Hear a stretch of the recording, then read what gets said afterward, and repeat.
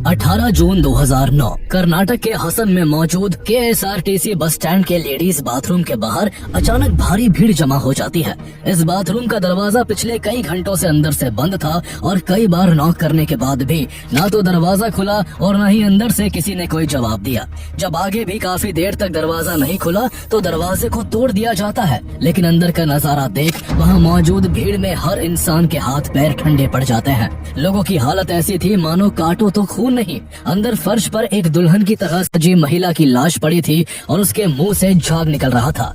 भीड़ में सन्नाटा फैल गया। कुछ देर बाद वहाँ पुलिस पहुँचती है और शव को बाहर निकालती है। काफी छानबीन के बाद भी पुलिस उसकी आइडेंटिटी नहीं पता कर सकी। जिस अवस्था में पुलिस ने उस लाश को पाया था, पुलिस यही मानकर चल रही थी कि उस महिला ने आत्महत्या की है, लेकिन उन्हें कहाँ पता था कि ये मामला उनकी समझ से कहीं ऊपर का है। इस दौरान हसन से करीब 160 किलोमीटर दूर दक्षिणा कन्नड़ डिस्ट्रिक्ट के बंटवाल में एक दूसरी कहानी गरमा रही थी। यहाँ 22 साल की अनिता मूल्या नाम की लड़की के गायब होने से भारी बवाल मचा हुआ था। उसके परिवार और पड़ोसी उसे पागलों की तरह खोज रहे थे, लेकिन कोई सुराग हाथ नहीं लग सका। ये इलाका पहले से ही कम्युनल वायलेंस की आग में झुलस रहा था। हिंदू मुस्लिम तनाव इतना बढ़ चुका था कि कोई छोटी सी घटना भी बड़े दंगे में बदल सकती थी।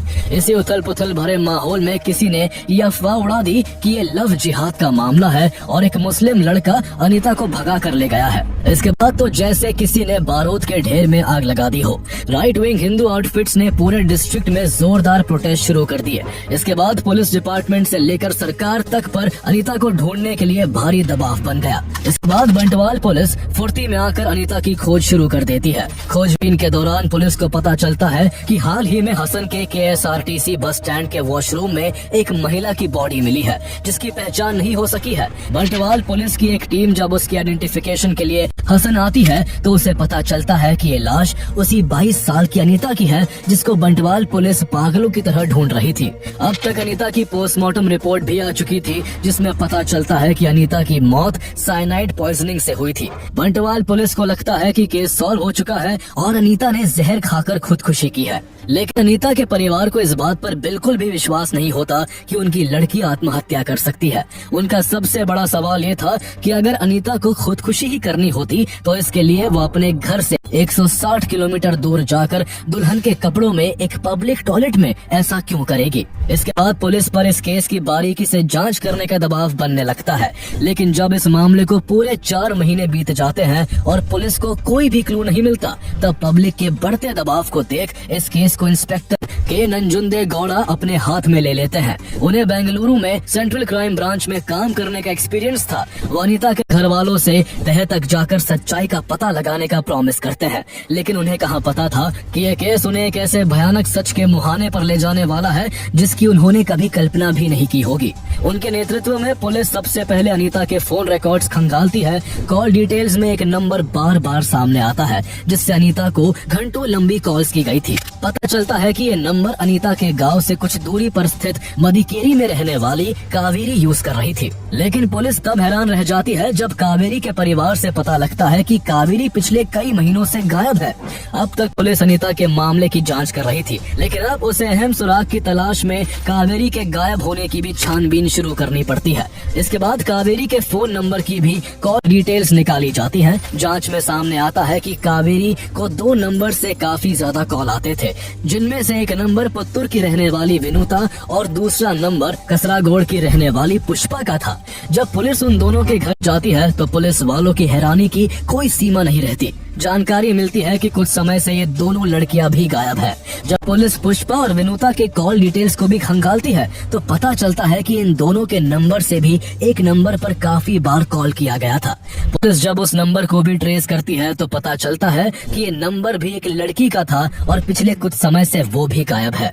इस तरह पुलिस के सामने पूरा एक पैटर्न था। एक के बाद एक लगभग 20 मोबाइल नंबर पुलिस को ऐसे मिले जिनसे आपस में कॉल किया गया था। इन्हें इस्तेमाल करने वाली सभी लड़कियां थी और वो सभी 20 की 20 लड़कियां गायब थी। पुलिस जैसे अब किसी भूल भुलैया में फंस चुकी थी जहां से बाहर निकलने का उसे कोई रास्ता नजर नहीं आ रहा था। पुलिस को शुरू में शक होता है कि शायद कोई मानव तस्कर गैंग है जो मासूम लड़कियों को बहला फुसला कर अपना शिकार बना रहा है। पुलिस शुरू में इसी एंगल से जांच करती है। कई होटल्स और गेस्ट हाउसेस पर छापा मारा जाता है, लेकिन गहराई से जांच के बाद भी पुलिस को कहीं से भी लड़कियों की किडनैपिंग या तस्करी के सबूत नहीं मिलते हैं। तभी पुलिस को एक बड़ा ब्रेक थ्रू मिलता है। जांच में पता चलता है कि अब तक जो भी 20 लड़कियां गायब हुई थी, उन सभी के सिम कार्ड का इस्तेमाल जिन मोबाइल फोन में हुआ था, उन सभी का IMEI नंबर सेम था। यानी साफ था कि कोई एक ही व्यक्ति था जो लड़कियों को गायब कर रहा था और उनके सिम कार्ड को एक ही मोबाइल में यूज कर रहा था। वो हर लड़की को फंसाता, फिर उसके फोन से अगली शिकार को कॉल करता। इसी सिलसिलेवार तरीके से उन सभी 20 लड़कियों के नंबर एक दूसरे से जुड़े हुए थे, लेकिन वो सब की सब लड़कियां गायब थी। पुलिस तत्काल IMEI नंबर की हेल्प से मोबाइल फोन के ओनर का पता लगाने में लग जाती है। पुलिस को खोजबीन में पता चलता है कि उस फोन का ओनर कर्नाटक के मैंगलोर के एक दूर के देरलाकट्टे गांव का रहने वाला है। पुलिस पता करते हुए पहले देरलाकट्टे गांव और फिर उस मोबाइल के ओनर तक पहुंच जाती है। उस आदमी का नाम पुरुषा था। वो पुलिस को बताता है कि वो मोबाइल फोन बेशक उसका है, लेकिन अब वो उसका इस्तेमाल नहीं करता है, बल्कि उसने काफी समय पहले ही ये मोबाइल अपने भतीजे को दे दिया था, जो एक सरकारी टीचर है और उसका नाम मोहन कुमार है। एक के बाद एक कड़ी जोड़ते हुए मोहन कुमार का नाम केस में आते ही पुलिस उसकी कुंडली खंगालना शुरू कर देती है। आखिर ये मोहन कुमार कौन था? उसका गायब हुई उन 20 लड़कियों से क्या रिश्ता था? पुलिस के सामने अब उस रहस्य से पर्दा उठने वाला था, जिसके सामने आने पर उनके पैरों तले जमीन खिसक जाने वाली थी। पुलिस को जांच में पता चलता है कि मोहन कुमार का जन्म 6 अप्रैल 1963 को दक्षिण कन्नड़ डिस्ट्रिक्ट के एक गांव कन्याड़ा में अनुसूचित जाति के परिवार में हुआ था। उसके 2 भाई और एक बहन थी। उसके माता पिता दिहाड़ी मजदूर थे जो अमीर किसानों की जमीनों पर काम करते थे। गरीब होने के बावजूद मोहन कुमार और उसके भाई बहन पढ़ाई में होशियार थे। हाई स्कूल पूरा करने के बाद मोहन कुमार ने दक्षिण कन्नड़ के उप्पिनानगढ़ी फर्स्ट ग्रेड कॉलेज से BA की पढ़ाई की। वो शुरुआत से ही काफी शांत स्वभाव का था और बेहद कम बोलता था। पढ़ाई के साथ साथ उसको कबड्डी और क्रिकेट खेलने का काफी शौक था, लेकिन उसे जिंदगी का सबसे बड़ा सदमा तब लगा जब एक दिन उसके पिता उसकी माँ और परिवार को छोड़कर कहीं और चले गए। मोहन अपनी माँ के ज्यादा करीब था, इसलिए उसे इस बात से काफी धक्का लगा। इसके बाद मोहन कुमार को कॉन्ट्रैक्चुअल बेसिस पर प्राइमरी स्कूल टीचर के तौर पर सरकारी नौकरी मिल गई। भले ही उसके पास टीचिंग डिप्लोमा नहीं था, लेकिन रिजर्वेशन की वजह से वहाँ दलितों को बिना डिप्लोमा के भी टीचिंग जॉब मिल जाती थी। मोहन कुमार ने सबसे पहले 1984 में शिराड़ी प्राइमरी स्कूल में टीचिंग की और फिर उसके बाद जिले के अलग अलग स्कूलों में पढ़ाया। हालांकि इरेगुलर अटेंडेंस और बुरे व्यवहार के कारण उसे कई बार सस्पेंड भी रहना पड़ा। कुमार की पहली शादी मैरी नाम की एक लड़की से हुई थी जो उसकी ही एक स्टूडेंट थी। कथित तौर पर मोहन ने क्रिश्चियनिटी अपनाने से इनकार कर दिया था, इसलिए मैरी ने उसे तलाक दे दिया। उसकी दूसरी शादी मंजुला से हुई जो उसी की कम्युनिटी की थी। मंजुला से उसके 2 बेटे हुए। हालांकि मोहन का मन अब भी नहीं भरा और उसने सबसे छुपकर श्रीदेवी नाम की एक और महिला से शादी कर ली। वो दोनों पत्नियों के साथ अलग अलग समय गुजारता था, लेकिन दोनों को इस बात की भनक तक नहीं थी कि वो जिसे अपना पति मान रही है वो दोनों के साथ शादी करके रह रहा है। मोहन कुमार के बारे में ये जानकारी निकालने के बाद भी पुलिस को ये पता नहीं लग पाया था कि उसका उन 20 गायब हुई लड़कियों से क्या कनेक्शन है और उन लड़कियों का क्या हुआ। इसका जवाब मोहन कुमार ही दे सकता था, इसलिए पुलिस उसे पकड़ने का प्लान बनाने में लग जाती है। पुलिस ने प्लान बनाया कि अगर मोहन कुमार ने ही उन लड़कियों को गायब किया है तो वो आगे भी अपना खेल जरूर जारी रखेगा। इसलिए पुलिस तय करती है कि वो मोहन कुमार को उसका खेल खेलने देगी और उसे फिर रंगे हाथ पकड़ लेगी। पुलिस ने नंबर्स को ट्रेस करके ये पता लगाना शुरू कर दिया कि मोहन कुमार अब अगला शिकार किसको बनाने वाला है। पता चलता है कि मोहन अब सुमित्रा नाम की 45 साल की विधवा औरत को टारगेट करने वाला है। पुलिस फौरन सुमित्रा से कांटेक्ट करके उसके घर पहुंच जाती है। जब पुलिस ने सुमित्रा को मोहन का फोटो दिखाया तो उसने उसे तुरंत पहचान लिया। सुमित्रा ने बताया कि उसने उसे अपना नाम मोहन नहीं सुधाकर बताया था और वो उससे शादी करने की बातें करता है। यहाँ पुलिस को अच्छा मौका मिल जाता है। पुलिस मोहन कुमार को उसके ही जाल में फंसाने का प्लान बनाती है। सुमित्रा से कहा जाता है कि वो मोहन कुमार को अपने फोन से कॉल करे और उससे कहे कि वो उससे शादी करना चाहती है। शुरू में सुमित्रा डर के मारे ऐसा करने से झिझकती है, लेकिन जब पुलिस उससे कहती है कि यहाँ 20 लड़कियों की जान का सवाल है तो वो प्लान का हिस्सा बनने के लिए मान जाती है। इसके बाद सुमित्रा मोहन कुमार को फोन करती है और कहती है, मैं तुमसे शादी करना चाहती हूँ। मोहन कुमार इस बात से अनजान कि एक ट्रैप है, वो उसके लिए मान जाता है और एक बस स्टैंड पर सुमित्रा से मिलने आ जाता है। यहाँ पुलिस पहले से ही तैयार थी। जैसे ही मोहन कुमार आता है, पुलिस तुरंत उसको गिरफ्तार कर लेती है।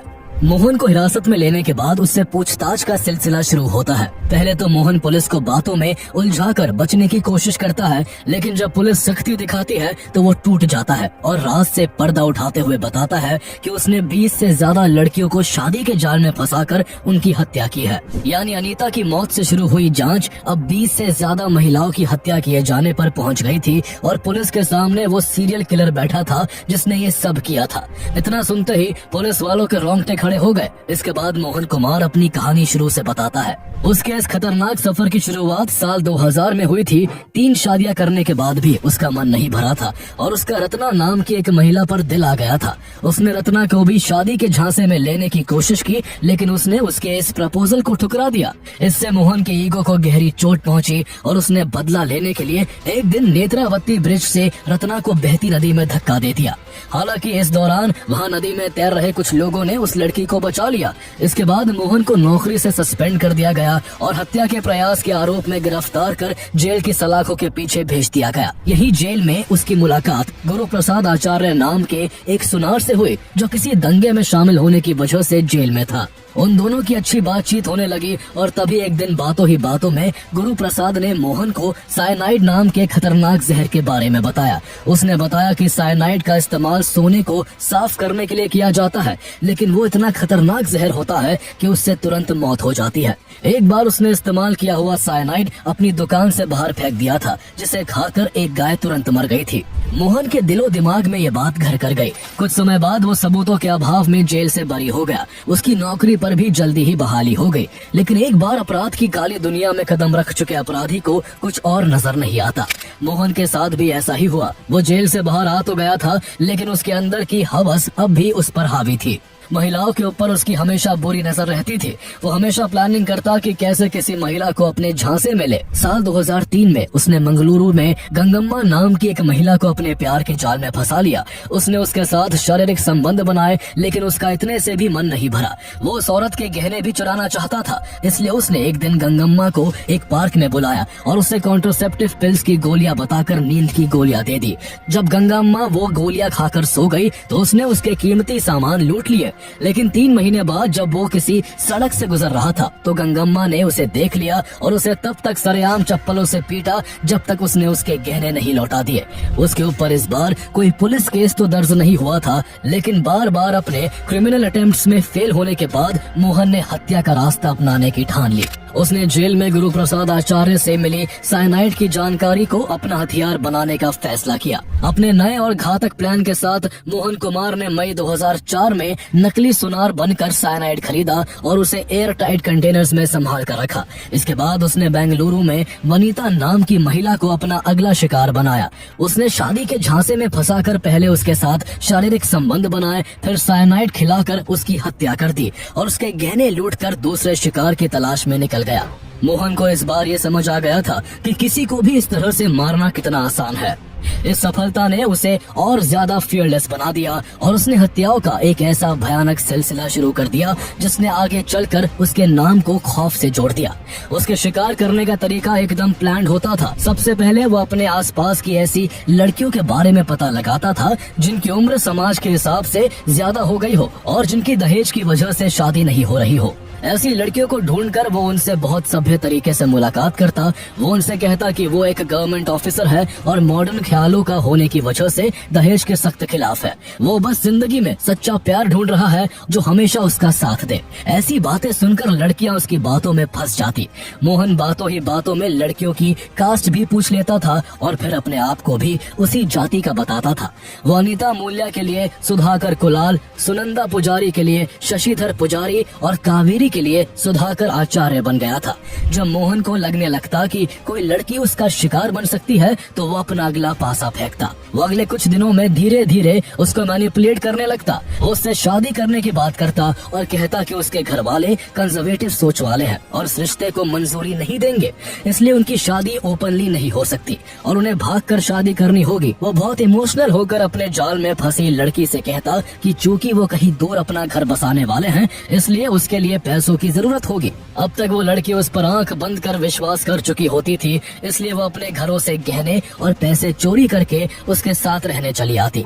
ऐसे ही करके उसने 20 से ज्यादा लड़कियों को अपने प्यार के जाल में फंसाया था।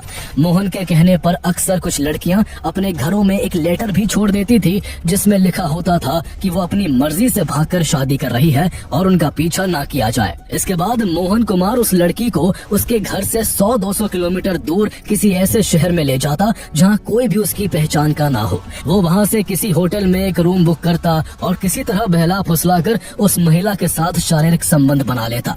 वो इतना शातिर था कि वो अपने जाल में फंसी महिलाओं की फर्टिलिटी साइकिल्स का भी हिसाब रखता था। अगली सुबह जब मंदिर चलकर शादी करने की बात आती तो वो उनसे कहता कि अनजान शहर होने की वजह से बाहर गहने चोरी होने का खतरा है, इसलिए ज्वेलरी यही रूम में रहने दो और शादी करके लौटने के बाद इन्हें पहन लेना। इसके बाद वो अपनी होने वाली दुल्हन के साथ नजदीकी बस स्टैंड तक जाता। दुल्हन की तरह सजी हुई महिला को लगता कि वो अपने होने वाले पति से शादी करने मंदिर जाने के लिए यहाँ से बस पकड़ेगी, लेकिन असल में ये उस महिला की मौत का ठिकाना और मोहन की साजिश का आखिरी पड़ाव होता था।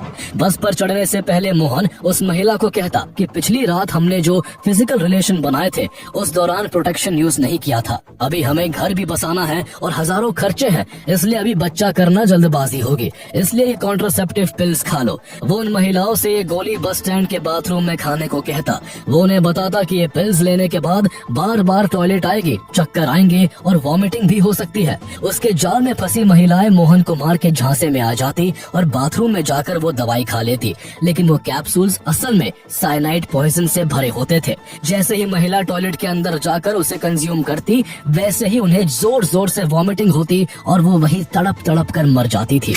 मोहन तब तक वहाँ खड़े रहकर इंतजार करता जब तक उसे यकीन नहीं हो जाता कि वो मर चुकी है। इसके बाद वो बड़े आराम से वापस होटल रूम जाता और ज्वेलरी और सामान पैक करके वहाँ से निकल जाता था। अपनी डायरी में वो पीड़ितों के नाम लिखता था और हत्या के बाद उन नामों पर लकीर खींच देता था। अक्सर मोहन कुमार महिलाओं को घर से काफी दूर ले जाकर मारता था, इसलिए जब लोकल पुलिस को बाथरूम या किसी अनजान जगह पर किसी महिला की लाश मिलती थी तो उसे कब्जे में लेकर आत्महत्या का केस दर्ज कर लिया जाता था। जब कोई भी व्यक्ति लड़की की लाश को लेने नहीं आता था या कोई मिसिंग रिपोर्ट दर्ज नहीं होती थी तो अज्ञात लाश बताकर उसका अंतिम संस्कार कर दिया जाता था। इस तरह पुलिस को पिछले 4-5 सालों में अलग अलग शहरों और कस्बों में बस स्टैंड के लेडीज बाथरूम जैसी जगहों से 20 से ज्यादा महिलाओं की लाशें मिली थी जिन्होंने दुल्हन का जोड़ा पहन रखा था, लेकिन पुलिस ने आपस में कोऑर्डिनेट करके इसकी तह तक जाने की कोशिश नहीं की और ये मामले आत्महत्या के केस मानकर बंद कर दिए गए और शवों की पहचान कभी नहीं हो सकी। मोहन कुमार इतना शातिर था कि किसी को शक न हो, इसलिए वो ज्यादातर मामलों में मारी गई औरतों के मोबाइल फोन एक्टिव रखता था और किसी लड़की का परिवार कॉल करता था तो वो उन्हें बताता था कि उन्होंने भागकर शादी कर ली है और वो या तो मुंबई या गोवा में सेटल्ड है। इससे परिवार के सदस्यों को राहत मिलती थी। ज्यादातर मामलों में समाज में नाम खराब होने के डर से लोगों ने अपनी लड़कियों के गायब होने पर कोई शिकायत ही नहीं की। इसके अलावा उस समय इस इलाके में काफी गरीबी हुआ करती थी और एक बड़ा हिस्सा शादी के खर्चे उठाने की स्थिति में नहीं होता था, इसलिए उन्हें इस बात की तसल्ली भी हो जाती थी कि बिना दहेज के ही बेटी की शादी हो गई। लेकिन इस तरह जब उसके खिलाफ कभी कोई शिकायत नहीं हुई तो मोहन कुमार के हौसले बढ़ गए। उसे यकीन हो गया था कि उसका प्लान इतना फुल प्रूफ है कि वो कभी पकड़ा ही नहीं जाएगा। लेकिन अनीता वाले केस ने उसका सारा भांडा फोड़ दिया। गिरफ्तारी के बाद मोहन की तीसरी पत्नी के घर छापेमारी हुई। वहाँ का नजारा नजारा हैरान करने वाला था। उसके घर से भारी मात्रा में साइनाइड पाउडर, नकली सरकारी मुहरे और पीड़ितों के गहने गिरवी रखे जाने की रसीदें मिली। वो महिलाओं की हत्या के बाद उनका सोना गिरवी रखता था और उस पैसे का इस्तेमाल परिवार चलाने के लिए करता था। वो कई कई दिन घर से दूर भी रहता था और अपनी दोनों पत्नियों से झूठ कहता था कि उसके पास घर वापस आने के पैसे नहीं होते हैं, इसलिए वो वहीं रुक जाता है। उसकी पत्नियां यह सोचकर उस पर विश्वास कर लेती थी कि वो अपने परिवार के लिए ही इतनी मेहनत कर रहा है, लेकिन उन्हें कहाँ पता था कि वो घर से बाहर रहकर औरतों का शिकार कर रहा था। जब मोहन कुमार के भयानक कारनामे पूरे देश के सामने आए और अखबारों के फ्रंट पेजेस और न्यूज चैनल्स पर उसकी करतूतें हेडलाइंस बन गई, तो उसे एक नया और खौफनाक नाम मिला, साइनाइड मोहन, और उसकी चर्चा पूरी दुनिया में होने लगी। उसने कई महिलाओं की हत्या की बात कबूल कर ली थी, इसलिए केस सीआईडी को सौंप दिया गया। तब तक पुलिस ने कोडागू, मैसूर, बेंगलुरु, हसन और अन्य जिलों में उसके द्वारा की गई हत्याओं का पता लगा लिया था। इसके बाद इस मामले में चार्जशीट दाखिल की जाती है, लेकिन जब मोहन कुमार का सेशन कोर्ट में ट्रायल शुरू होता है तो वो सबको हैरान कर देता है। वो कोर्ट में अपनी बात से मुकर जाता है। वो कहता है कि वो निर्दोष है और उसने किसी का कत्ल नहीं किया। वो कोर्ट में दलील देता है कि उन सभी महिलाओं ने खुद साइनाइड खाकर खुदकुशी की थी, क्योंकि उसने उनसे शादी करने से मना कर दिया था। इतना ही नहीं, वो अपना केस लड़ने के लिए सरकारी वकील लेने से भी मना कर देता है और अपना केस खुद लड़ता है। वो बड़ी चालाकी से चार्जशीट में लूप होल्स निकालकर काफी समय तक ट्रायल को खींचता रहता है, लेकिन उसकी ये चालाकी ज्यादा लंबी नहीं चल सकी। चार्जशीट में उसे 25 हत्याओं का आरोपी बनाया गया था, लेकिन 46 गवाहों, 89 डॉक्यूमेंट्री एविडेंस और 31 जगहों की जांच के बाद कोर्ट उसे 20 मामलों में दोषी मान लेता है। 2013 में उसे अनीता की हत्या के लिए फांसी की सजा सुना दी जाती है। अगर पुलिस ने अलग अलग जिलों में हो रही उन हत्याओं पर पहले ही आपस में तालमेल बनाया होता तो मोहन शायद काफी पहले ही पकड़ा जाता और कई जानें बच सकती थी, लेकिन पुलिस ने तो लापरवाही की ही। कोर्ट ने भी 20 से ज्यादा निर्दोष महिलाओं के इस कातिल पर मेहरबानी दिखाने में कोई कसर नहीं छोड़ी। 2017 में कर्नाटक हाई कोर्ट मोहन कुमार की फांसी की सजा को उम्र कैद में बदल देता है। आगे मोहन को कई महिलाओं की हत्या के मामले में मौत की सजा मिलती है, लेकिन हमारा जुडिशरी सिस्टम ऐसा है कि उसने उसकी बाकी की कई मौत की सजा को भी आजीवन कारावास में बदल दिया। उसे 2-3 मामलों में फांसी से छुटकारा मिल चुका है, लेकिन बाकी केस अभी भी कोर्ट में चल रहे हैं। आज भी वो हिंडा लगा जेल में बंद है और हर दिन कानूनी किताबें पढ़कर अपनी सजा को कम करने का रास्ता ढूंढ रहा है।